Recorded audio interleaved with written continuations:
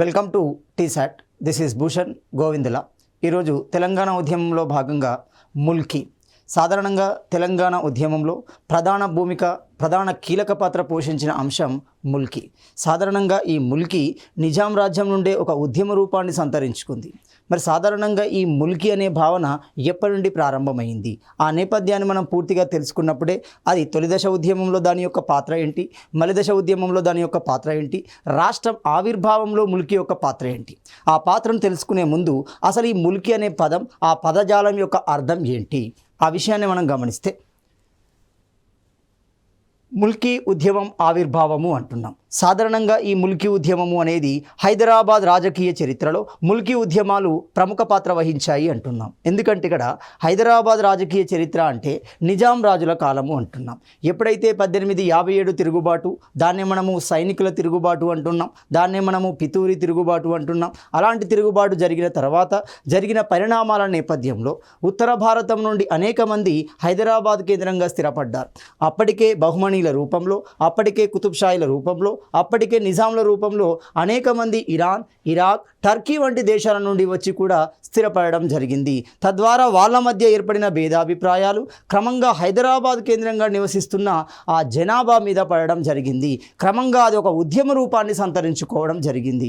సాధారణంగా బహుమనులతో ప్రారంభమైన ఈ ముల్కీ ప్రస్థానం ఆ సందర్భంలో ఎలాంటి గొడవకు దారి తీయలేదు. ఎందుకంటే బహుమని సుల్తానులు కానీ, కుతుబ్షాహీ సుల్తానులు కానీ అక్కడ లోకల్ ప్రజల యొక్క భావాలకి, వారి యొక్క సాంప్రదాయాలకి అనుగుణమైన పరిపాలన చేయడం జరిగింది. వాటికి ఇంపార్టెన్స్ ఇస్తూ తమ పరిపాలన కొనసాగించడం జరిగింది. ఉదాహరణకు మనము ఇబ్రహీం కులీ కుతుబ్ షాని తీసుకోండి. ఇబ్రహీం కులీ కుతుబ్ షాను మనం ఏమన్నాము, మల్కీబరాముడు అంటున్నాము. మరో రాముడుగా పిలవడం జరిగింది, కీర్తించబడడం జరిగింది. అంటే అక్కడ తెలుగు కూడా అతడు ప్రాధాన్యత ఇచ్చాడు. కాబట్టి ఈ సమస్య బహుమని సుల్తానులో కానీ, కుతుబ్షాయిలలో కానీ రాలేదు. ఎప్పుడైతే నిజాం సుల్తానుల్లో ఎప్పుడైతే 1857 తిరుగుబాటు జరిగిందో ఆ తర్వాత జరిగిన పరిణామాల నేపథ్యంలో ఇది ఒక ఉద్యమ రూపాన్ని సంతరించుకుంది. అందుకే హైదరాబాద్ రాజకీయ చరిత్రలో ముల్కీ ఉద్యమాలు ముఖ్య పాత్ర వహిస్తున్నాయి అంటున్నాం. మరి ఇలాంటి పాత్ర వహిస్తున్నాయి, ఎవరి కాలంలో వహిస్తున్నాయి, అసలు ఈ ముల్కీ అనే పదం ఎప్పటి నుండి ఏ విధంగా ప్రారంభమైంది, దాని అర్థం ఏంటి గమనిస్తే ముల్కీ భావనకు బహుమని కాలంలో బీజం పడడం జరుగుతుంది. సో మనకి నిజాం కాలంలో ఉద్యమ రూపాన్నది సంతరించుకోవడం జరిగింది. దాని ప్రారంభం, ఆ పద ప్రస్థానము అనేది మనకు బహుమని కాలంలో ప్రారంభమైతే ఆ పద ప్రస్థానం కాస్త ఉద్యమ రూపాన్ని, ప్రజా చైతన్యాన్ని, ఒక ఉద్యమ రూపాన్ని సంతరించుకుంది నిజాం కాలంలో అవుతుంది. మరి అలాంటి కాలం ఏంటి గమనిస్తే ముల్కీ అంశంలో, ముల్కీ అంశంలో ముల్క్ అంటే ఏంటి, ముల్కీ అంశంలో మనకి ఇక్కడ ముల్క్ అంటే ఏంటి, ముల్క్ అంటే రాజ్యము లేదా దేశము అని అర్థమవుతుంది. సాధారణంగా ఈ ముల్కీ ప్రస్తావన, ఈ ముల్కీ అనే భావన ఏ విధంగా వచ్చింది అంటే ముల్కీ అనే పదం నుండి ముల్క్ అనే పదం నుండి రావడం జరుగుతుంది. సో ముల్క్ అంటే ఏంటి, రాజ్యము లేదా దేశము అని అర్థం. మరి ఈ ముల్క్ అనే భావనలో ముల్కీ అంటే ఏంటి, ముల్కీ అంటే మనకి స్థానికుడు లేదా లోకల్ పర్సన్ అవుతున్నాడు. స్థానికుడు లేదా అతన్నే మనము దేశీయుడు అని అర్థంగా పిలవడం జరుగుతుంది. సో క్లియర్గా ముల్కీ అంటే స్థానికుడు అంటున్నాం, దానికి వ్యతిరేకమైనది నాన్ ముల్కీ అంటున్నాం. దీన్నే మనం చరిత్రలో ఏమంటున్నాం, గైరీ ముల్కీగా కూడా పిలవడం జరుగుతుంది. గైరీ ముల్కీగా కూడా పిలవడం జరుగుతుంది. గైరీ ముల్కీ లేదా నాన్ ముల్కీ అంటున్నాం. ఇంకా సింపుల్, ముల్కీ ఏతరుడు అవుతున్నాడు. సో నాన్ ముల్కీ అంటే అర్థమవుతుంది, స్థానికేతరుడు లేదా విదేశీయుడు అనే అర్థాన్ని కలిగి ఉండడం జరుగుతుంది. సో ఇలాంటి పదబంధంతో కూడిందే మనకు ముల్కీ అనే భావన. ఈ భావనకి బీజం పడింది బహుమనీ కాలంలో, ఆ బీజం కాస్త ఉద్యమ రూపాన్ని సంతరించుకుంది నిజాం కాలంలో జరుగుతుంది. మరి ఏ విధంగా ఉద్యమ రూపాన్ని సంతరించుకుంది? సో మరి ఈ ముల్కీ అనే అంశాన్ని కనుక గమనిస్తే అది ముల్కీ, నాన్ ముల్కీ అనే పదజాలంతో కూడిన ముల్క్ అనే భావన నుండి ఈ ముల్కీ అనే ప్రస్తావన రావడం జరిగింది. మరి ఎవరిని మనము హైదరాబాద్ కేంద్రంగా ముల్కీలుగా పిలుస్తున్నాం, ఎవరిని మనము నాన్ ముల్కీలుగా పిలుస్తున్నాం, ఆ ప్రస్తావన గమనిస్తే ప్రారంభంలో స్థానికులు అనగా సైనికులతో పాటు దక్షిణ భారతానికి వచ్చిన ఉత్తర భారతానికి చెందిన హిందువులు మరియు ముస్లింలు అంటున్నాం. ఈ పాయింట్ చాలా చాలా ఇంపార్టెంట్. ఎందుకు ఈ హిందూ ముస్లింలు భారతదేశానికి, దక్షిణ భారతానికి రావాల్సి వచ్చింది? జరిగింది అంటే ఎప్పుడైతే 1857 తిరుగుబాటు జరిగిందో దీన్నే మనము సైనికుల తిరుగుబాటు అంటున్నాం, దీన్నే మనము పితూరి తిరుగుబాటు అంటున్నాం. ఎప్పుడైతే ఈ తిరుగుబాటు జరిగిందో మొఘల్ ప్రస్తావన అనేది అంతం పొందడం జరుగుతుంది, అంతరించడం జరుగుతుంది. క్రమంగా ఆ రాజ దర్బారులో ఉన్న వివిధ హోదాలలో ఉన్న వ్యక్తులు కాలక్రమంలో హైదరాబాద్ కేంద్రంగా వచ్చి స్థిరపడ్డారు. వారినే మనం ఏమంటున్నాం, దక్కానీలుగా పిలవడం జరుగుతుంది. ఈ దక్కానీలే కాలక్రమంలో ముల్కీలుగా ప్రస్తావించబడ్డారు, ముల్కీలుగా పిలువబడడం జరుగుతుంది. అదేవిధంగా ఈ నాల్ముల్కీ ప్రస్తావన ఏ విధంగా వచ్చింది గమనిస్తే ఇక్కడ బహుమనీ కాలంలో ఏ ప్రాంతాల నుండి, ఇప్పటి ఇరాన్ ప్రాంతం, ఇప్పటి ఇరాక్ ప్రాంతం, ఇప్పటి టర్కీ ప్రాంతం, సో ఇలాంటి దేశాల నుండి వచ్చిన వ్యక్తులే అంటే బహుమనీ కాలంలో ఇరాన్, ఇరాక్, టర్కీ వంటి దేశాల నుండి వాస్తుకళా రూపాలలో శిల్పులుగా వచ్చారు, చరిత్రకారులుగా వచ్చారు, ఉద్యోగులుగా వచ్చారు, సేవకులుగా కూడా రావడం జరిగింది. ఇలా ఎవరైతే వచ్చి హైదరాబాద్ కేంద్రంగా స్థిరపడ్డారో వాళ్ళని మనం ఏమన్నాము, అపాకీలు అనడం జరుగుతుంది. ఈ అపాకీలే కాలక్రమంలో మనకి నాన్ ముల్కీలుగా పరిగణించబడ్డారు, గుర్తించబడడం జరుగుతుంది. ఇలా ముల్కీ, నాన్ ముల్కీ అనే ప్రస్తావన హైదరాబాద్ కేంద్రంగా వచ్చింది. ఇది కాస్త నిజాం కాలంలో, ఇది కాస్త 1857 తిరుగుబాటు తర్వాత ఉద్యమ రూపాన్ని సంతరించుకోవడం జరుగుతుంది. ఇక్కడ ఒక విషయాన్ని గమనించాలి. ఈ అపాకీలైన ఇరాన్, ఇరాక్, టర్కీ దేశానికి సంబంధించిన వ్యక్తులు మతపరంగా ముస్లింలే.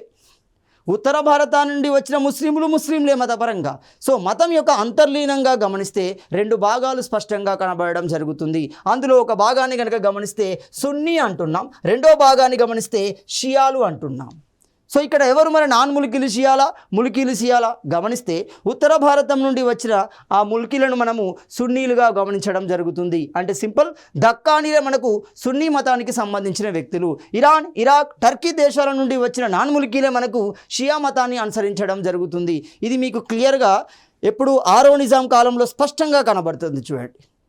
సో మతపరంగా కూడా వీళ్ళ మధ్య భేదాభిప్రాయాలు అనేవి స్పష్టంగా ఉన్నాయి. మరి క్రమంగా ఇది ఏ విధంగా ఉద్యమ రూపాన్ని సంతరించుకుంది, ఏ కాలంలో సంతరించుకుంది గమనిస్తే కుతుబ్షాహీ కాలంలో ముల్కీ సమస్య ఏర్పడలేదు. కారణం ఏంటి అంటే ఆ కుతుబ్షాహీ సుల్తానులు, ముఖ్యంగా ఇబ్రహీం కులీ కుతుబ్ షా, మహమ్మద్ కులీ కుతుబ్ షా, ఇలాంటి హసన్ తానీషా వంటి వ్యక్తులు ఆ సాంప్రదాయాలకు గౌరవం ఇస్తూ పరిపాలన చేశారు. వారి యొక్క ఆచార వ్యవహారాలకు గౌరవం ఇవ్వడం జరుగుతుంది. ఒక భద్రాచలం టెంపుల్ ఆ రూపంలోనే వచ్చింది. సో మనకి అక్కడ తెలుగు కవులను పోషించారు, తెలుగును పోషించడం జరిగింది, సాంప్రదాయాలను కూడా అనుసరించడం జరుగుతుంది. మహమ్మద్ కులీ కుతుబ్ షాను గమనించండి, అతడు రాసిన సంకలనాన్ని మనము కులియత్ కులీ అంటున్నాం. ఈ కులియత్ కులీలో కూడా బతుకమ్మ గురించి కూడా ప్రస్తావన ఉంది. అంటే ఆ సాంప్రదాయ ఆచార వ్యవహారాలకు వాళ్ళు ప్రాధాన్యత ఇవ్వడం వల్ల ఎలాంటి సమస్య అనేది రాలేదు. కానీ నిజాంలో వచ్చిన సమస్య అది ఉద్యమ రూపాన్ని సంతరించుకోవడం జరుగుతుంది. మరి ఎలా సంతరించుకుంది గమనిస్తే 1857 తిరుగుబాటు ఫలితంగా మొఘల్ రాజ్యం అంతరించింది. పదవులు కోల్పోయిన ఏ ప్రాంతానికి సంబంధించిన వ్యక్తులు, అవధ్ ప్రాంతానికి సంబంధించిన వ్యక్తులు, లక్నో ప్రాంతానికి సంబంధించిన వ్యక్తులు, బెంగాల్ ప్రాంతానికి సంబంధించిన వ్యక్తులు, పంజాబ్ ప్రాంతానికి సంబంధించిన వివిధ ఉద్యోగులలో ఉన్న స్థానాలు క్రమంగా హైదరాబాద్ కేంద్రంగా వచ్చి స్థిరపడ్డారు. హైదరాబాద్ నిజాముకు కావాల్సింది కూడా వాళ్ళు విద్యాపరంగా మరియు పరిపాలనలో అనుభవం కలిగిన వ్యక్తులు కాబట్టి ఈజీగా వాళ్ళు ఉద్యోగాలు పొందగలిగారు. హైదరాబాద్ కేంద్రంగా స్థిరపడడం జరిగింది. అప్పటికే హైదరాబాద్ కేంద్రంగా ఉన్న వ్యక్తుల్లో ఆ అభద్రతా భావం అనేది క్రియేట్ అయింది.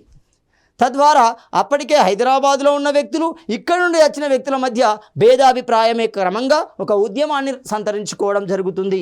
అలాంటి ఉద్యమం ఏ విధంగా సంతరించుకుంది, ఎక్కడ సంతరించుకుంది? ఈ ఉద్యమం సంతరించుకోవడానికి మరో కారణం మనకి సాలార్జంగ్ అంటున్నాం. నిజాం సుల్తానుల్లో, నిజాం రాజ్యంలో మనకి 3 సాలార్జంగులు కనబడతారు. మొదటి సాలార్జంగ్, రెండవ సాలార్జంగ్, మూడవ సాలార్జంగ్ అంటాం. సో మీర్ తురాబ్ అలీఖాన్ కాలంలో జరిగిన ప్రధాన ప్రస్తావన దీనికి మరో కారణం అవుతుంది. అంటే ఈ ముల్కీల మధ్య భేదాభిప్రాయం రావడానికి, ఈ ముల్కీ సమస్య ఒక ఉద్యమ రూపాన్ని సంతరించుకోవడానికి మరో కారణం మనకి సాలార్జంగ్ ప్రధానిగా ఉన్న కాలం గమనించవచ్చు. ఏం చేశాడు అతడు? హైదరాబాద్ను రెనోవేట్ చేయడం కోసం, హైదరాబాద్ రాజ్యాన్ని చేయడం కోసం వివిధ రంగాలలో, అది పారిశ్రామిక రంగం, ఆర్థిక రంగం, వ్యవసాయ రంగం, పరిపాలన రంగం, ఇలా వివిధ రంగాలలో సంస్కరించడం కోసం అనేక మందిని ఉత్తర భారతం నుండి తీసుకురావడం జరిగింది. మరి ఇలాంటి కుటుంబం నుండి, ఉత్తర భారతం నుండి హైదరాబాద్కు వచ్చారు. గమనిస్తే ఇక్కడ 1 కాయస్తులు అంటున్నాం, 2 ఖత్రీలు అంటున్నాం, 3 బిల్గ్రామీస్ అంటున్నాం. సో ఈ సయ్యద్ బిల్గ్రామీ అనే వ్యక్తి సాలార్జంగ్కి కార్యదర్శిగా కూడా ఉన్నాడు. సో మరి ఇలాంటి కుటుంబాలకు సంబంధించిన ఇలాంటి బలమైన కుటుంబాలకు సంబంధించిన ఉత్తర భారతీయులు క్రమంగా హైదరాబాద్ కేంద్రంగా స్థిరపడడం జరిగింది. మనోళ్ళు ఏమనుకున్నారు, మనకు వాళ్ళు ట్రైనింగ్ ఇచ్చి వారి యొక్క పరిపాలన అనుభవాన్ని నేర్పి వెళ్ళిపోతారు అనుకున్నారు. కానీ వాళ్ళు ఇక్కడే తిష్ట వేయడం జరిగింది. ఇక్కడే స్థిరంగా ఉండడంతో మనలో భేదాభిప్రాయాలు సృష్టించబడి అది ఉద్యమ రూపాన్ని సంతరించుకోవడం జరుగుతుంది. సో మరి ఇలాంటి సందర్భంలో ఏం జరిగింది, ఎప్పుడైతే సాలార్జంగ్ ప్రధానిగా ఉన్నప్పుడు ఈ కుటుంబాలకు సంబంధించిన ఉత్తర భారతీయులు హైదరాబాద్ కేంద్రంగా వచ్చారో క్రమంగా ఆ సమస్య ఉద్యమ రూపాన్ని సంతరించుకోవడంతో మొట్టమొదటి ఉత్తర్వులు మనకి 1868లో ఏర్పడడం జరిగింది. ఇక్కడ క్లియర్గా గమనించాలి. ముల్కీ ఒక ఉద్యమ రూపాన్ని సంతరించుకోవడంతో ప్రజలను బుజ్జగించడం కోసం, ఆ సమస్య పరిష్కారం కోసం మొట్టమొదటి లేదా తొలి ఉత్తర్వులు మనకి 1868లో రావడం జరిగింది. ఈ తొలి ఉత్తర్వుల్లో క్లియర్గా ఇచ్చాడు సాలార్జంగ్ వాన్. ఏమని చెప్తున్నాడు క్లియర్గా, రైట్, సాలార్జంగ్ హైదరాబాద్లోని అన్ని పరిపాలనా విభాగాలలో ముల్కీలనే నియమించాలని ఆదేశించడం జరుగుతుంది. ఎవరైతే హైదరాబాద్ కేంద్రంగా జన్మించారో, ఎవరైతే హైదరాబాద్ కేంద్రంగా ముల్కీలుగా పరిగణించబడుతున్నారో వాళ్ళను మాత్రమే ఏం చేశాడు, ఉద్యోగులకు అర్హతగా పరిపాలనలో వివిధ భాగాలలో నియమించాలి అని ఒక క్లియర్ కట్గా ఒక ఇన్ఫర్మేషన్ ఇవ్వడం జరుగుతుంది. దాన్ని మనం ఏమంటున్నాము, ఫర్మానా అంటున్నాం. చూడండి, సో ఇస్లాం లేదా ముస్లిం సుల్తానులు విడుదల చేసే ఆజ్ఞని మనము ఫర్మానా అంటున్నాం. ఇది చాలా సందర్భాల్లో అడిగారు. సో ఇలాంటి ఫర్మానా ఏంటి, ముల్కీలకు సంబంధించిన మొట్టమొదటి ఫర్మానా 1868లో ఏర్పడడం జరిగింది, విడుదల చేయబడడం జరిగింది. అందులో క్లారిటీగా ఈ విషయాన్ని చెప్పారు. సో క్రమంగా ఈ 6వ నిజాం కాలానికి ఈ ముల్కీ సమస్య మరింత ఉధృత రూపం, మరింత జటిల రూపాన్ని సంతరించుకోవడంతో 6వ నిజాం కూడా దాన్ని తగ్గించే ప్రయత్నం చేశాడు. ఆ ప్రయత్నంలో భాగంగా 3 సందర్భాలలో ఉత్తర్వులు మనకు ప్రకటించబడుతున్నాయి. మరి ఏంటి ఆ ఉత్తర్వులు గమనిస్తే, సో 6వ నిజాం కాలంలో ముల్కీ ఉపశమన చర్యల్లో భాగంగా ఒకటి ముల్కీ గెజెట్ అనేది ప్రకటించబడడం జరిగింది. ముల్కీ గెజెట్ ఎప్పుడు ప్రకటించబడింది, 1888లో ప్రకటించబడుతుంది. రెండవది ఉద్యోగుల సాధారణ లిస్ట్ అంటున్నాం, సివిల్ లిస్ట్ అంటున్నాం. ఎంప్లాయీస్ సివిల్ లిస్ట్ అనేది 1886లో మొట్టమొదటి లిస్ట్ అవుతుంది. సో ఉద్యోగులు ఎంతమంది ఉన్నారు, అందులో ముల్కీలు ఎంతమంది, నాన్ ముల్కీలు ఎంతమంది, వారిపైన వెచ్చించే జీతం ఎంత, వీరిపై వెచ్చించే జీతం ఎంత, ఆ విషయాలు మొత్తం మనకి ఉద్యోగుల సాధారణ జాబితా 1886లో ఉండడం జరుగుతుంది. ఎంప్లాయీస్ సివిల్ లిస్ట్ అంటున్నాం రెండో ఫర్మానా. రెండవది, మూడో విషయాన్ని గమనిస్తే ఉద్యోగుల సాధారణ జాబితా 1894 అంటున్నాం. సో క్లియర్గా మనం గమనిస్తే ఈ 3 సందర్భాలు, ఈ 3 ఉత్తర్వులు విడుదల చేసిన వ్యక్తి ఎవరు అంటే 6వ నిజాం మీర్ మహబూబ్ అలీ ఖాన్ అవుతున్నాడు. సో ఈ మీర్ మహబూబ్ అలీ ఖాన్ కాలంలో ఈ 3 అనేవి ప్రకటించబడ్డాయి. మరి ఇందులో ఏ అంశాలు ప్రస్తావించబడ్డాయి ఆ విషయాన్ని గమనిస్తే, సో మొదటిది 1888 ముల్కీ గెజెట్ అంటున్నాం. సో ముల్కీ గెజెట్ అనేది మొట్టమొదటిసారిగా ముల్కీ పదాన్ని ప్రస్తావించడం జరిగింది, దాని అర్థాన్ని ఇచ్చే ప్రయత్నం చేయడం జరిగింది. ఏ విధంగా ఇచ్చింది, స్థిర నివాసం ఆధారంగా క్లారిటీ ఇచ్చింది. ఎవరు ముల్కీలుగా పరిగణించబడతారు, ఒక ముల్కీగా పరిగణించబడాలి అంటే, గుర్తించబడాలి అంటే కావలసిన పత్రాన్ని ఎవరు ఆమోదించాలి, ఎవరు ఇవ్వాలి, ఆ విషయాలు మొత్తం ఇందులో మనకు స్పష్టంగా కనబడతాయి. చూద్దాం. ఈ 1888 ముల్కీ గెజెట్లోని అంశాలు గమనిస్తే, ఒకటి 12 సంవత్సరాల స్థిర నివాసం ఉండాలి. ఎక్కడ, హైదరాబాద్ పరిసర ప్రాంతాలలో, హైదరాబాద్ భౌగోళిక ప్రాంతంలో. సో హైదరాబాద్ రాజ్యము అంటే ఏమవుతుంది, తెలంగాణ ప్రాంతము, కన్నడ ప్రాంతము, మరఠ్వాడా ప్రాంతము, ఈ మూడింటి కలయిక యొక్క భౌగోళిక ప్రాంతంలో ఎవరైతే 12 సంవత్సరాల స్థిర నివాసం ఉంటారో వాళ్ళు ఖచ్చితంగా ముల్కీలుగా పరిగణించబడడం జరుగుతుంది. 1. 2, ఉద్యోగాలన్నీ అర్హతల మేరకే ముల్కీలకు ఇవ్వబడుతున్నాయి. అంటే హైదరాబాద్ భౌగోళిక ప్రాంతంలో ఉన్న అన్ని ఉద్యోగాలకు అర్హులు ఎవరు అంటే ముల్కీలే. ఆ ముల్కీలకు కూడా అర్హత మేరకే ఇవ్వడం జరుగుతుంది అంటున్నాడు. 2వ అంశం. 3వది, ఒకవేళ నాన్ ముల్కీ ఉద్యోగం పొందాలి అంటే, ఒక నాన్ ముల్కీ ఉద్యోగాన్ని తీసుకోవాలి అంటే, ఉద్యోగంలోకి రావాలి అంటే పర్మిషన్ అనేది దివాన్ ఇవ్వాల్సి వస్తుంది. సో దివాన్ అంటే ఈ కాలం నాటి ప్రధానమంత్రితో సమానం అవుతున్నాడు. సో ఇస్లామిక్ పరిభాషలో, ఇస్లామిక్ పరిపాలనలో మనకు దివాన్ అంటే తెలుగు పరిభాషలో, సాధారణ పరిభాషలో ప్రధానమంత్రితో సమానమైన హోదా అవుతుంది. సో అలాంటి దివాన్తోని అనుమతి తీసుకోవాల్సి ఉంటుంది. సో ఇది 3వ అంశం. 4వ అంశం, ముల్కీ అనే పదం మొదటిసారిగా ప్రస్తావించబడింది ముల్కీ గెజెట్. ఈ క్వశ్చన్ అడిగే అవకాశాలు ఉంటాయి చూడండి. సో మొట్టమొదటిసారిగా ముల్కీకి సంబంధించిన ఉత్తర్వులు అంటే 1868లో వచ్చాయి, మొట్టమొదటి ఉత్తర్వులు అంటున్నాం. సో మొట్టమొదటిసారిగా ముల్కీ అనే పదం, ఆ పదానికి అర్థం ఇచ్చే ప్రయత్నం చేసింది ముల్కీ గెజెట్ అవుతుంది. సో నెక్స్ట్ గమనిస్తే ఆరో నిజాం కాలంలో వచ్చిన రెండో అంశాన్ని గమనిస్తే సాధారణ ఉద్యోగుల జాబితా అంటున్నాము, ఎంప్లాయీ సివిల్ లిస్ట్ అంటున్నాం. అసలు ఎంతమంది ఉద్యోగులు నిర్ణయించారు? ఎప్పటికీ 1886 నాటికి నిర్ణయించారు. ఎంతమంది ఆ ఉద్యోగులు అంటే మొత్తంగా ఉద్యోగులను 100%గా గమనిస్తే, సో ఈ 100%లో ఉద్యోగులలో ములికీలు ఎంతమంది ఉన్నారు? 52% ఉండడం జరుగుతుంది. ఎక్కువనే ఉన్నారు కదా. అంటే ఇక్కడ ఒక విషయాన్ని గమనిస్తే 52 అంటే దాదాపు 48%, అంటే దాదాపు సగం నాన్ ములికీలు ఉన్నారు. అంటే ఎంత తీవ్ర స్థాయిలో ఉంది చూడండి ములికీ సమస్య. ములికీ నాన్ ములికీల మధ్య వివాదం ఏ స్థాయిలో ఉందో ఇది క్లారిటీ చెప్తుంది చూడండి. అంటే సమానంగా స్థానికులకు సమానంగా స్థానికేతరులు ఉద్యోగాలలో ఉన్నారు, ఆ విషయం చెప్తుంది. సో క్లియర్గా ఈ సాధారణ ఉద్యోగుల జాబితా 1886 ప్రకారం మొత్తం ఉద్యోగులలో ములికీల వాటా 52% అవుతుంది. మిగిలిన 48% ఎవరు అవుతున్నారు? నాన్ ములికీలు అవుతున్నారు. ఇక్కడ పాయింట్ క్లియర్. ఇప్పుడు రెండో పాయింట్, మరి వీరికి జీతాల రూపంలో ఎంత చెల్లిస్తున్నారు? మొత్తంగా 100 రూపాయలు కనుక గమనిస్తే, మొత్తంగా 100 రూపాయలు అనుకుంటే, సో మొత్తంగా 100 రూపాయలు అనుకుంటే ఏమవుతుంది? ఇందులో క్లియర్ ములికీల వాటా అయిన 52%కి సంబంధించిన ఉద్యోగులకు చెల్లించే ఖర్చు ఎంత? 42%. చూడండి క్లియర్గా అర్థమైంది.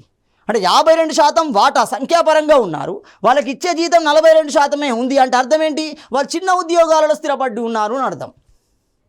రెండవది, నాన్ ములికీలు 48% వాటాగా ఉంటే వారికి ఇచ్చే జీతం 58% అంటున్నాం. అంటే అర్థం ఏంటి? వాళ్ళు ఉన్నత ఉద్యోగాలలో ఉన్నారు, ఎక్కువ శాలరీ ఇచ్చే ఉద్యోగాలలో, ఉన్నత ఉద్యోగాలలో వాళ్ళు ఫిలప్ అయ్యారు అని అర్థమవుతుంది. సో ఒక ప్రభుత్వానికి సంబంధించిన ఫర్మానా కానీ అంశాలు కానీ విడుదల చేయబడాలి అంటే, అమలు చేయబడాలి అంటే అధికారం మొత్తం నాన్ ములికీల చేతిలోనే ఉంటుంది. సో ఈ విషయం క్లియర్గా కనబడుతుంది. మొత్తంగా ములికీ హిందువులలో గమనిస్తే మళ్ళీ ఈ చట్టం ప్రకారమే. రైట్. ఇక్కడ సాధారణ ఉద్యోగుల జాబితాకు సంబంధించి 1886 ఏమని చెప్తుంది క్లియర్గా? ఉద్యోగులు సరిసమాన స్థాయిలో ఉన్నారు, కానీ జీతాల పరంగా గమనిస్తే నాన్ ములికీల యొక్క పై చేయి అనేది స్పష్టంగా ఇందులో కనబడడం జరుగుతుంది. అంటే అర్థం ఉంది. అంటే నాన్ ములికీ వివాదానికి అక్కడ ఒక అర్థం ఉంది, అది ఒక ఉద్యమ రూపాన్ని సంతరించుకోవడం జరుగుతుంది. ఇలాంటి నేపథ్యంలో మరొక అంశం, సో ఉద్యోగుల సివిల్ లిస్ట్ అనేది విడుదల చేయబడుతుంది 1894 సంవత్సరంలో. ఈ 1894 సంవత్సరంలో ఎవరుంటారు? మనకు ఆరో నిజాం ఉంటున్నాడు, మీర్ మహబూబ్ అలీ ఖాన్. దీని ప్రకారం గెజెట్ స్థాయి ఉద్యోగులలో నిర్ణయాన్ని తీసుకున్నారు. ఎందుకంటే మనకు 86లో ఏమని చెప్తున్నారు క్లియర్గా? ఉన్నత స్థాయి ఉద్యోగాలలో మొత్తం నాన్ ములికీలే ఉన్నారని ఒక విషయం క్లారిటీ వచ్చింది. సో ఈ గెజెట్ స్థాయి ఉద్యోగాలకు సంబంధించి హైదరాబాద్ పరిపాలనలో ఎంతమంది ఉన్నారు? మొత్తంగా గమనిస్తే 680 మంది గెజెట్ ఉద్యోగులు ఉన్నారు. సో ఈ 680 మందిలో కేవలం ములికీల సంఖ్య 233. మరి అలాంటప్పుడు నాన్ ములికీల సంఖ్య ఎంత అవుతుంది? 447 అవుతుంది. అంటే ఇప్పుడు క్లియర్ కట్గా అర్థమవుతుంది చూడండి. వాళ్ళు సంఖ్యాపరంగా తక్కువగా ఉన్నప్పటికీ, 48% ఉన్నప్పటికీ, శాలరీ పరంగా 58% ఉండడానికి కారణం ఇదే. అంటే గెజిటెడ్ స్థాయి ఉద్యోగుల్లో ఎక్కువగా నాన్ ములికీలు ఉండడమే. సో మొత్తంగా ఈ 680 మందిలో ములికీ ఉద్యోగులు హిందూ ములికీలను కనుక గమనిస్తే, హిందువులను కనుక గమనిస్తే మొత్తం హిందువులు కేవలం 63 ఉన్నారు. ఈ 63లో ములికీ హిందువులు అంటున్నాం మళ్ళీ. అంటే హైదరాబాద్ ప్రాంతానికి సంబంధించిన ములికీ ఎవరు? హిందువులు కేవలం 20 మందే ఉంటున్నారు చూడండి. అంటే ఎంత దారుణమైన విషయం క్లారిటీ అర్థమవుతుంది చూడండి. అంటే మొత్తంగా 680 మంది గెజిటెడ్ ఉద్యోగులలో హిందువులు 63 అయితే, ఆ 63లో కేవలం 20 మంది మాత్రమే హిందూ ములికీ ఉద్యోగులు అవుతున్నారు. అంటే హైదరాబాదు ప్రాంతానికి సంబంధించిన ములికీ హిందువులు అవుతున్నారు కేవలం 20 మంది.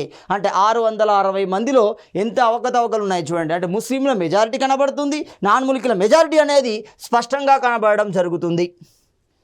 సో క్రమంగా 7వ నిజాం పరిపాలనలోకి వస్తున్నాడు. 1911 నుండి 1948 మధ్య 7వ నిజామైన మేర్ ఉస్మాన్ అలీ ఖాన్ పరిపాలనలోకి రావడం జరుగుతుంది. మరి ఇతని కాలంలో ములికీ ఏ విధమైన రూపాన్ని సంతరించుకుంది? ఒక స్పష్టమైన, ఒక బలమైన రూపాన్ని సంతరించుకోవడం జరుగుతుంది.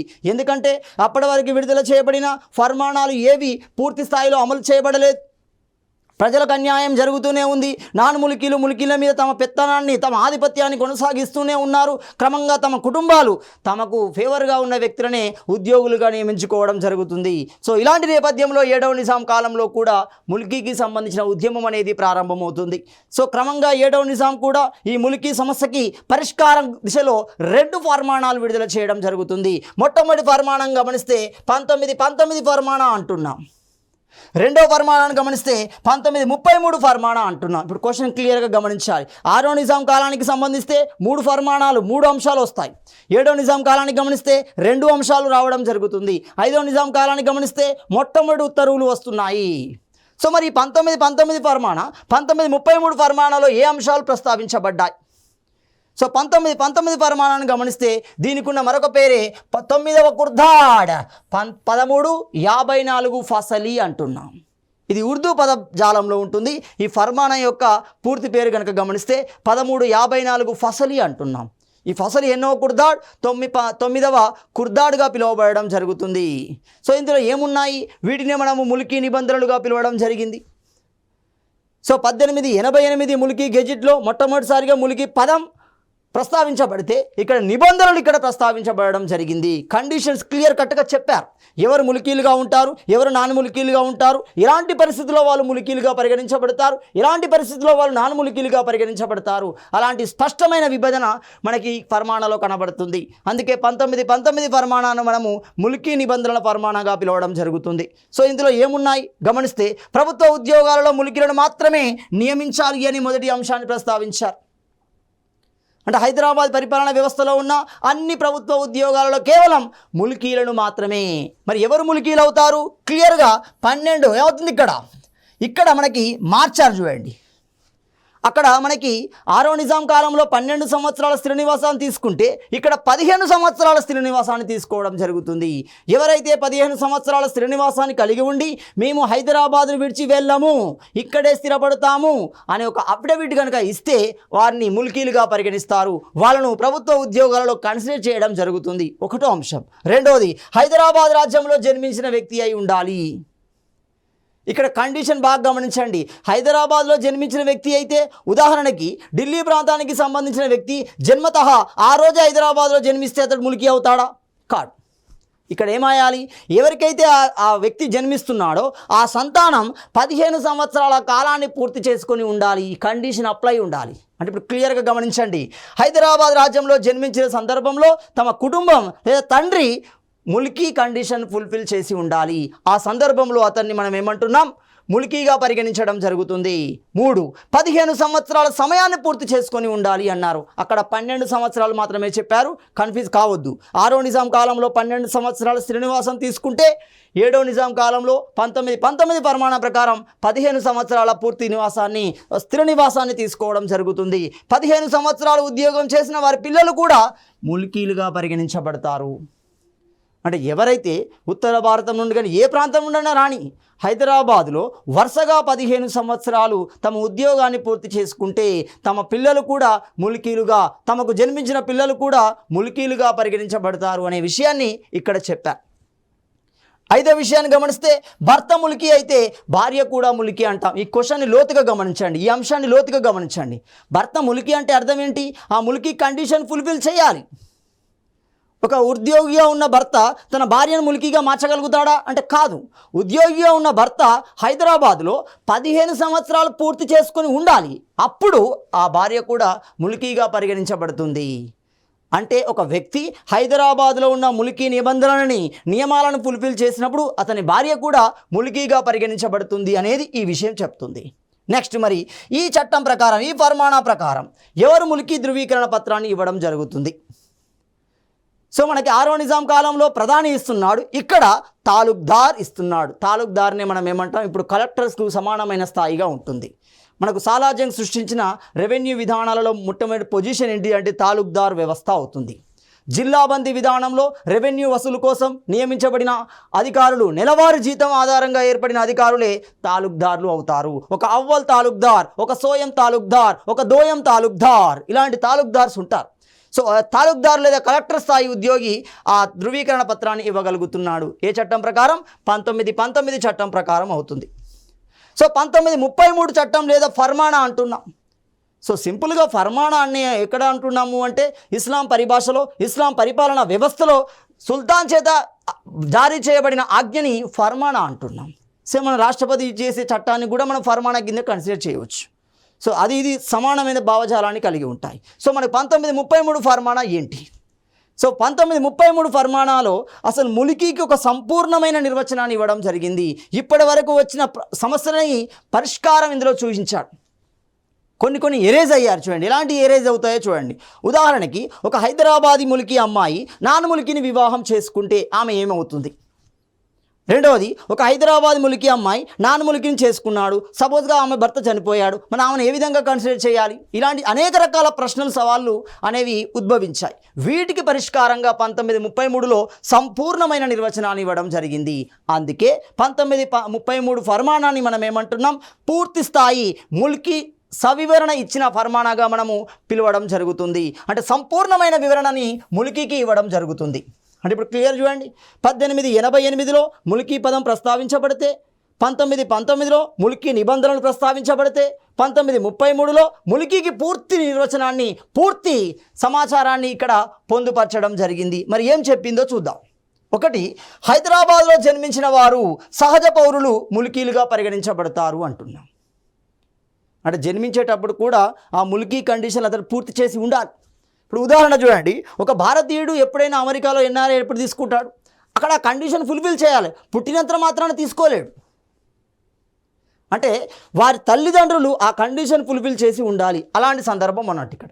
సో హైదరాబాద్లో జన్మించిన వారు మరియు సహజ పౌరులు ముల్కీలుగా పరిగణించబడతారు, ఒకటో కండిషన్. రెండో కండిషన్, 15 సంవత్సరాల శాశ్వత నివాసం. 15 సంవత్సరాలు ఇక్కడ స్థిర నివాసాన్ని కలిగి ఉండాలి. అది ఉద్యోగ రూపంలో కానీ, వ్యాపార రూపంలో కానీ, ఏ రూపంలోనైనా 15 సంవత్సరాలు ఇక్కడ ఫుల్ఫిల్ అయి ఉండాలి. ఉండి అతడు ఏమని రాసియాలి? ఇక నేను ఇక్కడి నుండి వెళ్ళను, అంటే హైదరాబాద్ను విడిచి వెళ్ళను, హైదరాబాద్ నుండి వెళ్ళను అని ఒక అఫిడవిట్ని, ప్రమాణపత్రాన్ని సమర్పించాలి. అప్పుడు అతన్ని ముల్కీగా కన్సిడర్ చేస్తున్నారు. రెండో అంశం. మూడో అంశాన్ని గమనిస్తే, జనన సమయంలో తండ్రి ముల్కీ అయితే సంతానం కూడా ముల్కీ అంటున్నాం. చూడండి, ఇక్కడ క్లారిటీ ఇచ్చాడు. జనన సమయంలో తండ్రి ముల్కీ అయితే అంటే అప్పటికి తండ్రి 15 సంవత్సరాల కాలాన్ని పూర్తి చేసుకుంటూ హైదరాబాద్లో ఉండాలి. అప్పుడే ఆ తండ్రికి జన్మించిన కుమారుడు కానీ, కూతురు కానీ ముల్కీగా పరిగణించబడుతుంది. ఆ విషయాన్ని ఇక్కడ క్లారిటీ ఇచ్చాడు. 1919లో ఏం చెప్పలేదు, ఇక్కడ క్లారిటీ ఇచ్చాడు చూడండి. 4, ముల్కీ మహిళ నాన్ ముల్కీని వివాహం ఆడిన తర్వాత అంటున్నాం. అంటే హైదరాబాదీ మహిళ, ముల్కీ మహిళ నాన్ ముల్కీని వివాహం ఆడితే ఒకవేళ భర్త చనిపోయినప్పుడు ఆమెని ముల్కీగా కన్సిడర్ చేస్తారు. ఇక్కడ ఇంకో క్వశ్చన్ ఉంది చూడండి, రేజ్ అవుతుంది చూడండి. ఒకవేళ వారి సంతానాన్ని ఏం చేయాలి అంటే, ఇప్పుడు ఒక ముల్కీ, హైదరాబాద్ ముల్కీ మహిళ నాన్ ముల్కీని వివాహం ఆడిన సందర్భంలో భర్త చనిపోతే ఆమెను ముల్కీగా పరిగణిస్తాము, కానీ ఆమె సంతానాన్ని ముల్కీగా పరిగణించము. అంటే శాశ్వతంగా పరిగణించవా అంటే కాదు. ఇక్కడ గమనించండి, అప్పటి వరకు పరిగణించాం, ఆ రోజు నుండి కన్సిడర్ చేస్తాం, మళ్ళీ 15 సంవత్సరాల వరకు వాళ్ళు ఇక్కడే ఉంటే వాళ్ళను ముల్కీగా పరిగణిస్తాం. అంటే వాళ్ళకు కూడా ఈ 15 సంవత్సరాల అప్లికేబుల్ అనేది ఉంటుంది అని అర్థం. సో ఇక్కడ క్లియర్గా ఇచ్చాడు. ముల్కీ మహిళ నాన్ ముల్కీని వివాహం ఆడిన తర్వాత భర్త మరణిస్తే ఆ ముల్కీ మహిళ, కానీ వారి సంతానం ముల్కీ కాదు, నాన్ ముల్కీలే అవుతారు. ఎప్పుడు వాళ్ళు ముల్కీలు కావాలి అంటే 15 సంవత్సరాలు ఫుల్ఫిల్ చేయాలి. నెక్స్ట్, మరి 1933 ఫర్మానా ప్రకారం ఈ ముల్కీ పత్రాన్ని జారీ చేసే అధికారం ఎవరికి ఉంటుంది? రైట్, క్లియర్గా గమనిస్తే దానికి తాలూక్దార్కు ఉండడం జరుగుతుంది. కలెక్టర్ స్థాయికి సమానమైన అధికారం తాలూక్దార్స్ అంటున్నాం. రైట్, ఈ తాలూక్దార్స్ అనే వాళ్ళు ఎక్కడ ఇస్తున్నారు? మనకి కలెక్టర్కి సమానమైన పదవి మనకి తాలూక్దార్ అవుతుంది. సో అలాంటి అధికారి దీన్ని ఇవ్వగలుగుతున్నాడు. సో ఇలా ఒక ముల్కీకి సంబంధించిన పూర్తి లోతైన విశ్లేషణ, లోతైన అవగాహనతో కూడిన సమాచారం ఇచ్చారు కాబట్టి 1933 ముల్కీకి సవివరమైన ఫర్మానాగా మనము పిలవడం జరుగుతుంది. సో మరి ఇలాంటి క్రమంలోనే మనకు నిజాం సబ్జెక్ట్ లీగ్ అనేది ఏర్పడింది. ఇక్కడ ఒక కాంట్రవర్సీ కనబడుతుంది చూడండి. మనకు పుస్తకాలలో 1934, కొన్నిట్లలో 35 అంటున్నాం. మరి ఏంటిది ఇది? సో ఏని కన్సిడర్ చేయాలి అంటే అక్కడ ఎగ్జామినర్ ఇచ్చిన దాన్ని బట్టి మనం కన్సిడర్ చేసుకుంటూ ఉండాలి. 1934 ఇచ్చిండు, 35 కదా అనడానికి లేదు. 35 ఇచ్చిండు, 34 కదా అనడానికి లేదు. కాబట్టి గమనించండి, 1934, 35 మధ్యలో వచ్చింది. ఎట్లా వచ్చిందో మీకు అర్థమవుతుంది చూడండి. అసలు ఈ నిజాం సబ్జెక్ట్ లీగ్ ఏంటి? సో నిజాం సబ్జెక్ట్ లీగ్నే మనం ఏమంటున్నాము? ముల్కీ లీగ్ అంటున్నాం చూడండి. సో ముల్కీ లీగ్ లేదా నిజాం ముల్కీ లీగ్ అంటున్నాం. సో నిజాం ముల్కీ లీగ్ అన్నా, నిజాం సబ్జెక్ట్ లీగ్ అన్నా, నిజాం ప్రజల సంఘము అన్నా, నిజాం ప్రజల సంఘము అన్నా. సో ఈ పేర్లు మనకి నిజాం సబ్జెక్ట్ లీగ్కే ఉంది. మరి ఎందుకు వచ్చింది ఇక్కడ? ఎప్పుడైతే 7వ నిజాం మీర్ ఉస్మాన్ అలీ ఖాన్ 1933 ఫర్మానాను జారీ చేశాడో, ఆ ఫర్మానా ప్రకారం ముల్కీకి పూర్తి స్థాయి వివరణ, పూర్తి స్థాయి నిర్ణయాలు అనేవి వచ్చాయి. దానికి చాలామంది సంతోషించారు. ఆనాటి రాజకీయ నాయకులలో, ఆనాటి హైదరాబాద్ కేంద్రంగా ఉన్న పరిపాలనలో ఉన్న నిష్ణాతులు ఒక సమావేశాన్ని, ఒక బహిరంగ సభను ఏర్పాటు చేసుకున్నారు. హైదరాబాద్ కేంద్రంగా ఎవరు ఏర్పాటు చేసుకున్నారు గమనిస్తే, ఏర్పాటు చేసుకున్న వ్యక్తుల్లో నిజామత్ జంగ్ ఉంటున్నాడు, నిజామత్ జంగ్ ఉన్నాడు, డాక్టర్ లతీఫ్ సయీద్ ఉన్నాడు, రామచంద్ర నాయక్ ఉంటున్నాడు, జయసూర్య నాయుడు, పద్మజా నాయుడు, ఇలాంటి అనేక మంది వ్యక్తులు ఒక భారీ బహిరంగ సభను ఏర్పాటు చేసుకున్నారు. ఎందుకోసం? నిజాం మన కోసం, ముల్కీ సమస్య కోసం పూర్తి స్థాయి ఫర్మానాను విడుదల చేశాడు కాబట్టి అతనికి కృతజ్ఞతలు తెలియజేయాలి. సో ఆ కృతజ్ఞతలు తెలియజేయడం కోసం వాళ్ళు బహిరంగ సభను ఏర్పాటు చేసుకున్నారు. ఆ సభ ఫలితమే మనకు నిజాం సబ్జెక్ట్ లీగ్ వస్తున్నాం. అది 1934 చివరి నాటికి ఏర్పాటు చేయబడుతుంది. 1934 డిసెంబర్లో ఏర్పాటు చేయబడుతుంది. కాబట్టి ఒక్కొక్క పుస్తకం ఒకటి మనం అకాడమీలోనే 2 ఏరియాలో కనబడుతుంది చూడండి. సో మనం క్లియర్గా ముల్కీ లీగ్ అంటే 1934, 35 కాలాన్ని గమనించాలి. 35 అని చెప్పడానికి లేదు, 34 అని చెప్పడానికి లేదు. సో ఎందుకంటే అక్కడ 1933 ఫర్మానా వచ్చింది. ఆ ఫర్మానాకు కృతజ్ఞత తెలిపే ఉద్దేశంలో బహిరంగ సభ నిర్వహించబడింది. ఆ నిర్వహించబడిన సమావేశ ఫలితమే మనకు నిజాం సబ్జెక్ట్ లీగ్ అనేది రావడం జరిగింది. సో మరి ఈ నిజాం సబ్జెక్ట్ లీగ్ అధ్యక్షుడు ఎవరు, కార్యదర్శులు ఎవరు, కోశాధికారులు ఎవరు గమనిస్తే, సర్ నిజాం నవాబ్ సర్ నిజామత్ జంగ్ అంటున్నాం. సర్ నవాబ్ సర్ నిజామత్ జంగ్ అనేవాడు ఈ నిజాం సబ్జెక్ట్ లీగ్కి అధ్యక్షుడిగా ఉండడం జరుగుతుంది. సో దాని యొక్క ఉద్దేశాన్ని మనం గమనించాలి. ఫస్ట్, సో అధ్యక్షుడిగా ఉండడం జరుగుతుంది. సో రెండవది, దీనికి ఉన్న వివిధ రకాల పేర్లు అంటున్నాం. నిజాం సబ్జెక్ట్ లీగ్ అన్నాం, ప్రజల సంఘము అంటున్నాం. దీనికి ఉర్దూలో జమియత్ రిఫాయమే నిజాం అంటున్నాం. జమియత్ రిఫాయమే నిజాం ఉర్దూ భాషలో అంటున్నాం.